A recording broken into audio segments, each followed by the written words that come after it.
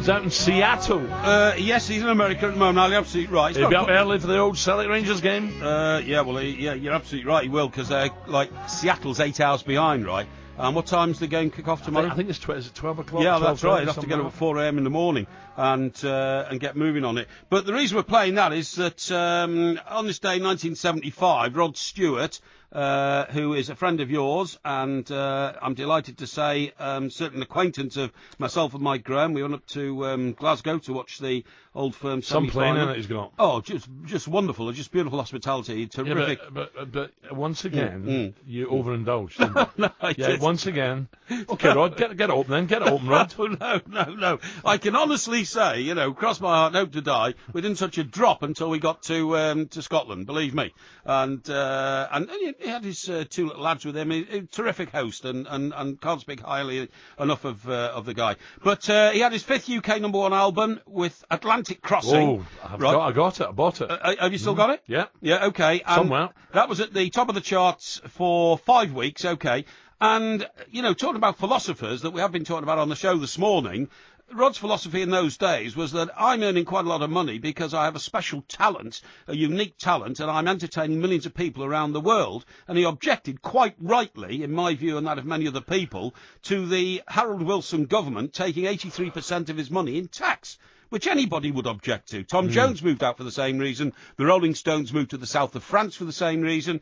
And that's why he called it Atlantic Crossing. I got battered, right? And I'll never forget it. Yep. I got a 12 grand signing on fee and got taxed 83%. Good God. And then the Tories got in a few months later. This would have been 19... No, they got years later. 79 months Tories got in. All right, well, that'd be right. Okay. Because I was professional. Okay. I was apprentice in 76, 77, 78, so that's correct. Right. And the Tories got in just a few weeks later, and I got a massive rebate. I couldn't believe my luck. Well, they give it you back. Yes. Good God. Rebate, yeah. Well, that's quite lucky, because one thing Mrs. Thatcher did do when she came in was she said, to boost the economy, we're going to slash taxes. There's two ways of thinking about economics, Al. You either tax the people, get a lot of money, and spend it on public services, or the other view is give the money to the people, let them spend it, stimulate the economy, and then live off the growth. Both have been tried, and both have success and failure in equal parts. But Rod actually is pretty... he put himself about a bit at the moment because he's got all sorts of things going on. And funnily enough, as I speak to you, looking at the front of the Times magazine this morning, the Times, of course, the Thunderer.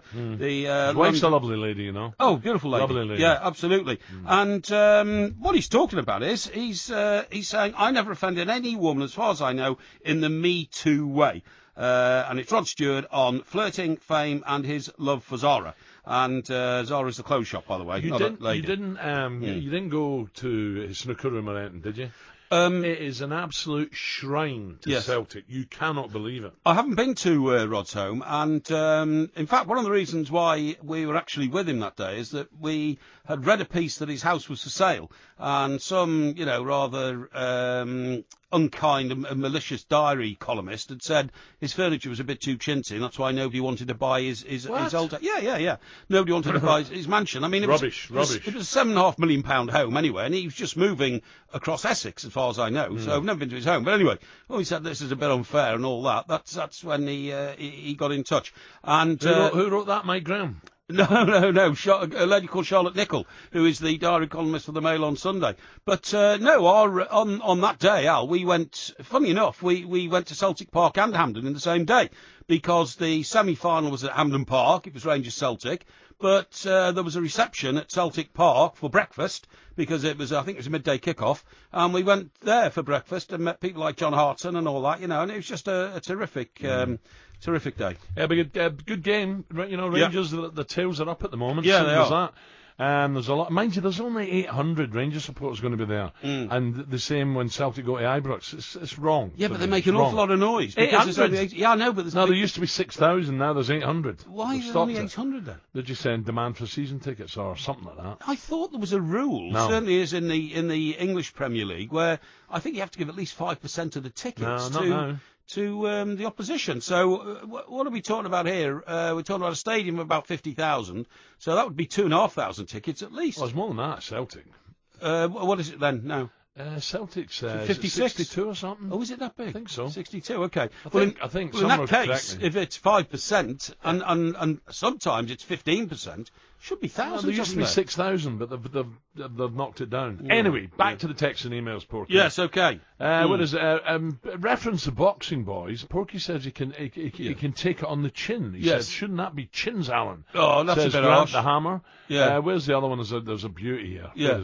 Well, there's one here. It says, Mr. Brazil, you need to respect your fellow presenter because he's knowledgeable, extremely knowledgeable. He's a philosopher and a learned scholar. You know.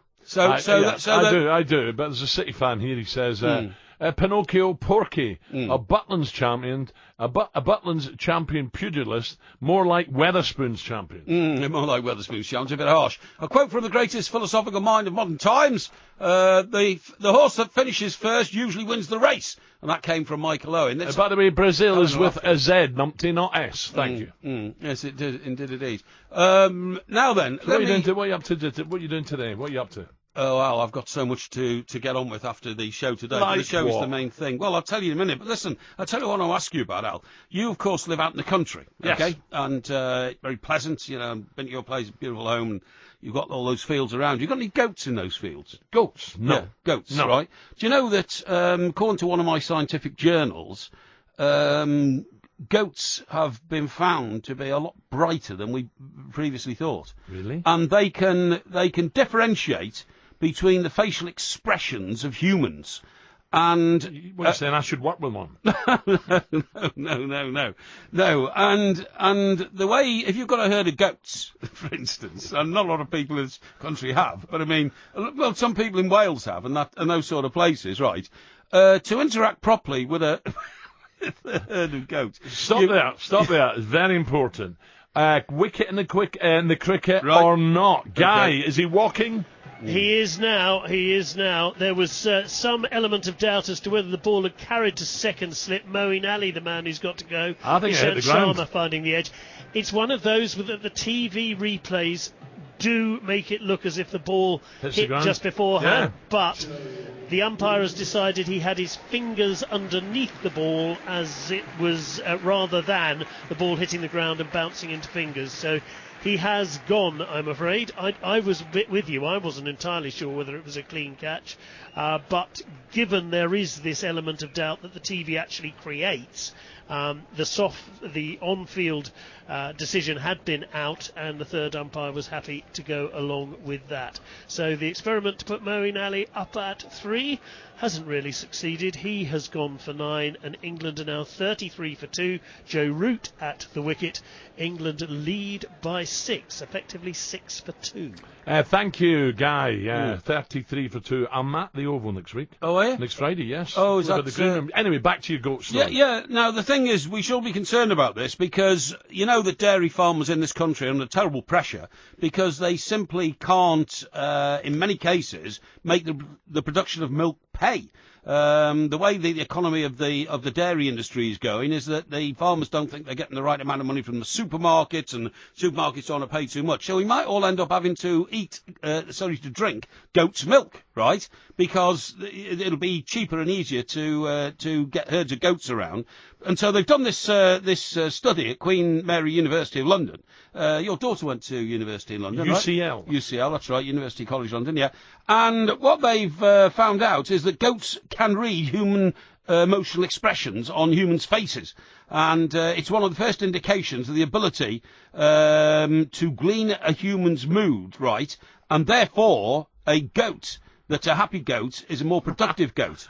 No, this is serious. This is serious. No, I was just laughing at this one from Dean and Fulham. Morning, Dean. Yeah. Is it true, Alan? Is it true you're working with an old goat today? Have you been surprised by his intelligence? Oh, that's very nice, isn't it?